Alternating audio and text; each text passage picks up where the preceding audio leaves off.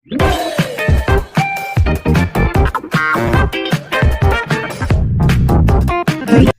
घर में कुछ लफड़ा चल रहा था। मेरे और पत्नी के बीच झगड़ा चल रहा था। पत्नी ने मुझसे झगड़ते हुए कहा, बिजली सी कड़कते हुए, देखो जी, आप ऐसे ही झगड़ते रहोगे तो मैं हमेशा के लिए मायके चले जाऊंगी।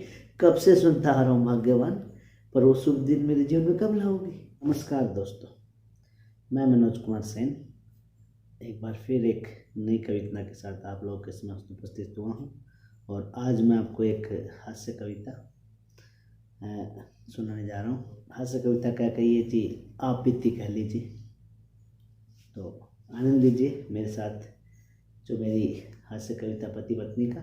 और अगर आपको ये कविता अच्छी लगती है तो आप इसको लाइक कीजिए, मेरे चैनल को सब्सक्राइब कीजिए और इसे अपने दोस्तों में शेयर कीजिए। मेरे घर में कुछ लफड़ा चल रहा था। मेरे घर में कुछ लफड़ा चल रहा था। मेरे और पत्नी के बीच झगड़ा चल रहा था। मेरे घर में कुछ लफड़ा चल रहा था। मेरे और पत्नी के बीच झगड़ा चल रहा था। पत्नी ने मुझसे झगड़ते हुए कहा, बिजली सी कड़कते हुए। पत्नी ने मुझसे झगड़ते हुए कहा, बिजली सी कड़कते हुए, देखो जी, आप ऐसे ही झगड़ते रहे तो मैं हमेशा के लिए मायके चले जाऊंगी। कब से सुनता आ रहा हूँ भाग्यवान, पर वो शुभ दिन मेरे जीवन में कब लाओगे। देखो जी, आप ऐसे ही झगड़ते रहे तो मैं हमेशा के लिए मायके चले जाऊंगी। कब से सुनता आ रहा हूँ भाग्यवान, पर वो शुभ दिन मेरे जीवन में कब लाओगे। तुम्हें मायके भिजवाने के लिए देवी देवताओं को मना रहा हूँ। तुम्हें मायके भिजवाने के लिए देवी देवताओं को मना रहा हूँ। चाव चाव में खाया था शादी का लड्डू, सो आज तक पछता रहा हूँ। तुम्हें मायके भिजवाने के लिए देवी देवताओं को मना रहा हूँ। चाव चाव में खाया था शादी का लड्डू, सो आज तक पछता रहा हूँ। ठीक है जी, चली जाऊंगी, पर दहेज में जो कुछ लाई थी सूद समेत लौटाओ, उस पर क्या हक आपका था। ठीक है जी, चली जाऊंगी, पर दहेज में जो कुछ लाई थी सूद समेत लौटाओ, उस पर क्या हक आपका था। इतने साल जो खाया, इतना फैशन पे बहाया, पहले उसका हिसाब चुकाओ, वो क्या तुम्हारे बाप का था।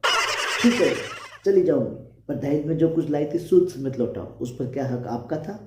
ठीक है जी, चली जाऊंगी, पर दहेज में जो कुछ लाई थी सूद समेत लौटाओ, उस पर क्या हक आपका था। इतने साल जो खाया, इतना फैशन पे बहाया, पहले उसका हिसाब चुकाओ, वो क्या तुम्हारे बाप का था। देखो जी, मेरे बाप को बीच में मत लाओ, वो तो कितने महान थे। देखो जी, मेरे बाप को बीच में मत लाओ, वो तो कितने महान थे। जो समझ न सके आपकी असलियत, वो तो बेचारे नादान थे। देखो जी, मेरे बाप को बीच में मत लाओ, वो तो कितने महान थे। जो समझ न सके आपकी असलियत, वो तो बेचारे नादान थे। नादान नादान, वो बूढ़ा तो वाकई में बड़ा चालाक निकला। नादान, वो बूढ़ा तो वाकई में बड़ा चालाक निकला। बांध तुझ मुसीबत को मेरे गले, खुद मजे से भाग निकला। नादान, वो बूढ़ा तो वाकई में बड़ा चालाक निकला। बांध तुझ मुसीबत को मेरे गले, खुद मजे से भाग निकला। समझ तो मैं नहीं पाया जो उस बूढ़े ने मेरे साथ दगा किया। समझ तो मैं नहीं पाया जो उस बुजुर्ग ने मेरे साथ दगा किया। गुलाब के फूल का विज्ञापन देके गोभी का फूल थमा दिया। समझ तो मैं नहीं पाया जो उस बुजुर्ग ने मेरे साथ दगा किया। गुलाब के फूल का विज्ञापन देके गोभी का फूल थमा दिया। देखो जी, मुझे अकेला मत समझो, इस लड़ाई में मेरे बच्चे भी मेरे साथ हैं। मोहतरमा ने फैसला बदला। देखो जी, मुझे अकेला मत समझो, इस लड़ाई में मेरे बच्चे भी मेरे साथ हैं। अपनी माँ पे मत जाओ दल बदलो, तुम्हारी परवरिश में मेरा भी तो कुछ हाथ है। देखो जी, मुझे अकेला मत समझो, इस लड़ाई में मेरे बच्चे भी मेरे साथ हैं। अपनी माँ पे मत जाओ दल बदलो, तुम्हारी परवरिश में मेरा भी तो कुछ हाथ है। ये जो तुम आए दिन पापा पॉकेट मनी चिल्लाते हो, ये जो आए दिन तुम पापा पॉकेट मनी चिल्लाते हो, ये जो आए दिन तुम पापा पॉकेट मनी चिल्लाते हो, उसका पैसा क्या आपने जनधन अकाउंट में सीधा गवर्नमेंट से पाते हो। ये जो आए दिन तुम पापा पॉकेट मनी चिल्लाते हो, उसका पैसा क्या आपने जनधन अकाउंट में सीधा गवर्नमेंट से पाते हो। पॉकेट मनी की बात से बच्चे भी हो गए सरेंडर। पॉकेट मनी की बात से बच्चे भी हो गए सरेंडर। आपस का मामला है खुद ही निपटो, हम तो चले अंदर। पॉकेट मनी की बात से बच्चे भी हो गए सरेंडर। आपस का मामला है खुद ही निपटो, हम तो चले अंदर। तो क्या आप ये भी नहीं जानते कि हर शख्स की कामयाबी में होता किसी न किसी महिला का ही हाथ है।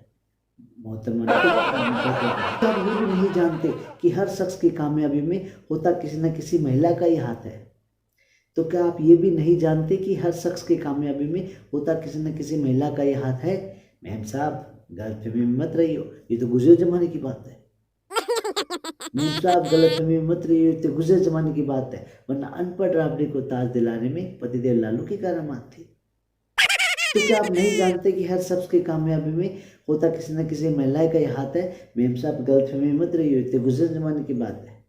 मेम साहब गलतफहमी मत रही हो, तो गुजर जमाने की बात थी। देखो जी, वरना अनपढ़ राबड़ी को ताज दिलाने पतिदेव लालू की करामात। हाँ, सगे भाई से भाई भी अलग हो जाते हैं। हाँ, सगे भाई से भाई भी अलग हो जाते हैं, जैसे उनके जीवन में पत्नी नाम के प्राणी आते हैं। हाँ, सगे भाई से भाई भी अलग हो जाते हैं, जैसे उनके जीवन में पत्नी नाम के प्राणी आते हैं। पुरानी कथाओं में ऐसे भी कई वृत्तांत सुने जाते हैं। पुरानी कथाओं में ऐसे भी कई वृत्तांत सुने जाते हैं। महाभारत के पीछे भी कुछ लोग द्रौपदी का हाथ बताते हैं। हाँ, सगे भाई से भाई भी अलग होते हैं, जैसे उनके जीवन में पत्नी नाम के प्राणी आते हैं। पुरानी कथाओं में ऐसे भी कई वृत्तांत सुने जाते हैं। महाभारत के पीछे भी कुछ लोग द्रौपदी का हाथ बताते हैं। इतना सुनकर पत्नी को अति भयंकर गुस्सा आया। महाभारत के नाम से पत्नी को अति भयंकर गुस्सा आया। बांधकर बर्तनों की बौछार उसने मुझे काली का रूप दर्शाया। महाभारत के नाम से पत्नी को अति भयंकर गुस्सा आया। बांधकर बर्तनों की बौछार उसने मुझे काली का रूप दर्शाया। काली के इस अवतार से मोहल्ले में भी तूफान आ गया। काली के इस अवतार से मोहल्ले में भी तूफान आ गया। पड़ोसी भाग कर आया, बोल भाई साहब क्या हो गया। काली के इस अवतार से मोहल्ले में भी तूफान आ गया। पड़ोसी भाग के आया, बोला भाई साहब क्या हो गया। कुछ नहीं यार, शायद मेरे घर की शामत आई है। कुछ नहीं यार, शायद मेरे घर की शामत आई है, क्योंकि मेरी पत्नी में आज लगता है ममता बनर्जी समाई है। कुछ नहीं यार, शायद मेरे घर की शामत आई है, क्योंकि मेरी पत्नी में आज लगता है ममता बनर्जी समाई है। जाओ जाओ तुम जाके अपना काम करो। जाओ जाओ तुम जाके अपना काम करो, हमारे बीच में आके यूँ कैटलिस्ट का ना इंतजाम करो। जाओ जाओ तुम जाके अपना काम करो, हमारे बीच में ना आके यूँ कैटलिस्ट का ना इंतजाम करो। पति पत्नी का छोटा मोटा झगड़ा ये तो हर घर की कहानी है। पति पत्नी के बीच में छोटा मोटा झगड़ा ये तो हर घर की कहानी है, जिसमें कभी कभार मैं उससे वरना वही अक्सर मुझे याद दिलाती नानी है। पति पत्नी का छोटा मोटा झगड़ा ये तो हर घर की कहानी है। पति पत्नी के बीच में छोटा मोटा झगड़ा ये तो हर घर की कहानी है, जिसमें कभी कभार मैं उससे वरना वही अक्सर मुझे याद दिलाती नानी है। ये बेलन बर्तनों की बौछार हम दोनों के लिए खुशी का अवसर लाती है। ये बेलन बर्तनों की बौछार हम दोनों के लिए खुशी का अवसर लाती है। बच गया तो मैं खुश और बेलन लग गया तो वो खुश हो जाता है। ये बेलन बर्तनों की बौछार हम दोनों के लिए खुशी का अवसर लाती है। बच गया तो मैं खुश और बेलन लग गया तो वो खुश हो जाती है। ये मेरे घर का मामला, मैं इसको सुलझा लूँगा। ये मेरे घर का मामला है, मैं इसको सुलझा लूँगा। तुम जाकर अपना काम करो, मैं रोटी बीवी को बना लूँगा। ये मेरे घर का मामला है, मैं इसको सुलझा लूँगा। तुम जाकर अपना काम करो, मैं रोटी बीवी को मना लूँगा। जब से सृष्टि बनी तब से ऐसा ही होता आया है। जब से सृष्टि बनी तब से ऐसा ही होता आया है। कभी विष्णु ने लक्ष्मी को तो शिव ने पार्वती को मनाया है। जब से सृष्टि बनी तब से ऐसा ही होता आया है। कभी विष्णु ने लक्ष्मी को तो शिव ने पार्वती को मनाया है। सुखी घर गृहस्थी का ये उपाय है अचूक। सुखी घर गृहस्थी का ये उपाय है अचूक। एक रूठे दूजा मना ले, सबसे होती है भूल चूक। सुखी घर गृहस्थी का ये उपाय है अचूक। एक रूठे दूजा मना ले, सबसे होती है भूल चूक। वरना तूफान में अक्सर अकड़ने वाले कई पेड़ उखड़ जाते हैं। वरना तूफान में अक्सर अकड़ने वाले कई पेड़ उखड़ जाते हैं।